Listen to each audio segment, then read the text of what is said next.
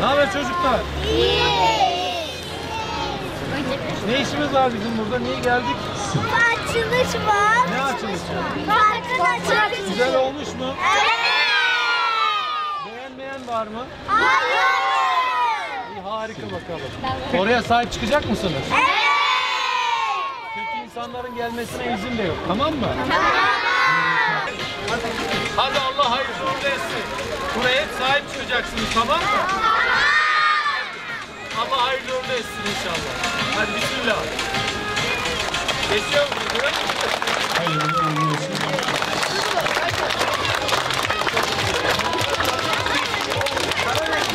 İpek Yolu Belediyesi olarak şehrimizin birçok noktasında yeşil alan kazandırdık ve şu an 19 tane aslında açılışa hazırlanan parkımız var.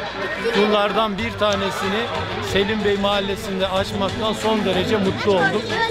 Parklarımız çocuklarımız, gençlerimiz, yaşlılarımız herkes için. Ama burada herhalde en çok sahip çıkacak olan çocuklarımız olacak. Bana da söz verdiniz değil mi sahip çıkacak? Buranın ismini daim Dirican koyduk. Buradaki vatandaşlarımızın ve bizim belediyedeki ekip arkadaşlarımızın fikirlerini, görüşlerini alarak daim Dirican yıllar önce Van'da hizmet etmiş bir çocuk doktoru. Hem Vanlı kardeşlerimizin, Vanlı vatandaşlarımızın ona da bir vefa borcu olması hasebiyle ben çok önemsiyorum. Burada 30 yılı aşkın görev yapmış. Çoğu hizmetinde aslında ücret almamış. Çoğu hizmetinde tamamen hizmet aşkıyla vatandaşlarımıza büyük emekleri olmuş sağlık konusunda. Bir sağlık emekçisinin, duayen bir ismin Van'a hizmet etmiş, Van'a gönül bağı olmuş ve yıllarca burada insanlar arasında memnuniyetle, takdirle anılan bir insanın ismini bir parkımıza vererek yaşatmanın onurunu da yaşıyoruz. Buna sebep olan herkesi buradan tebrik ediyorum. Park Bahçeler Müdürlüğümüze, ekibine, çalışanlarına ayrı ayrı teşekkür ediyorum. Arkadaşlar 19 tane daha yeni açılacak büyük parkımız var. Onu da son sürat inşallah arkadaşlarımız bir ay içerisinde açılışa hazırlayacaklar ve vatandaşımızın, Van'ımızın hizmetinde olacak. İpek Yolu Belediyesi olarak çok büyük yeşil alanlar kazandırdık. Böyle eğlence, dinlence alanları kazandırdık.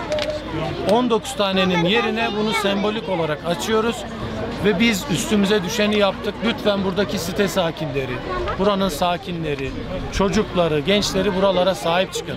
Sıkıntılı insanların gelmesine izin vermeyin. Biz devlet olarak belli bir yere kadar koruyabiliriz ama siz buranın sahibi olarak sonuna kadar koruyabilirsiniz. Hepinize saygılar sunuyorum. Emeği geçen herkesi tebrik ediyorum. Hayırlı uğurlu olsun.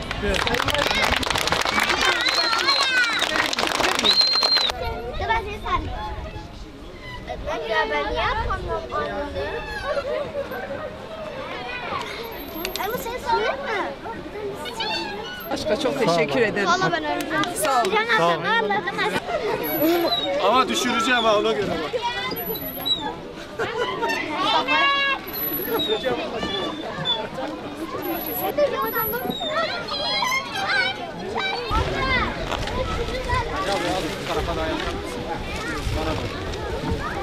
İyi değil mi? He? Yumuşacık bak. He? Evet. Geldi mi?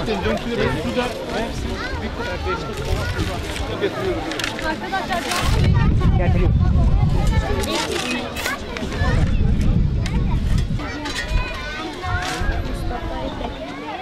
İzliyor musun? Yeter bence. Kaldır oradan ucundan. Yeter mi? Döksün mü? Döksün sen. Oh! Bu ağacın adı neymiş biliyor musun? Çam. Çam. Çam diğer özel bir adı var. Ne? Çınar ağacı. Diken ağacı. Çınar ağacı. Mavi latte. Bu çok özel bir ağaç. Ben de seni çok seviyorum. Nereden tanıyorsun? Aslanım benim. Hale nerede? Hale'yi bulun. Hale bence orada.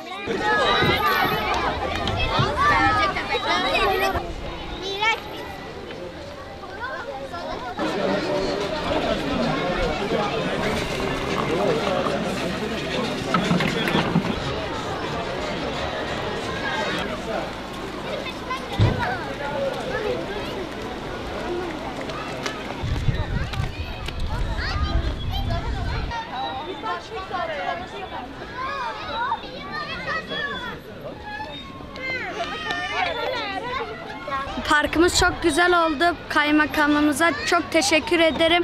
Parkımızı bize verdiği için ona selamlarımı yolluyorum. Teşekkür ederim. Bu kadar binanın içinde böyle bir park yapması gerçekten çok güzel bir şey. Sayın Valime çok teşekkür ediyorum. Gerçekten çok değerli bir insan. Yani hizmetlerinden dolayı kendisine çok teşekkür ediyoruz. Yani Van'ımızda böyle hizmetler yapması, Van'ımıza böyle güzellikler katması, gerçekten onu çok tebrik ediyorum. İyi ki yaptılar, iyi ki belediyemiz var. Çocuklarımızın parka gelmesi gayet güzel. Binaların içinde, 7-24 saat binanın içindeydi. Bu 2 yıl koronadan dolayı dışarıya çıkamıyorduk zaten. Allah belediyeden razı olsun. Tamam bekleyin.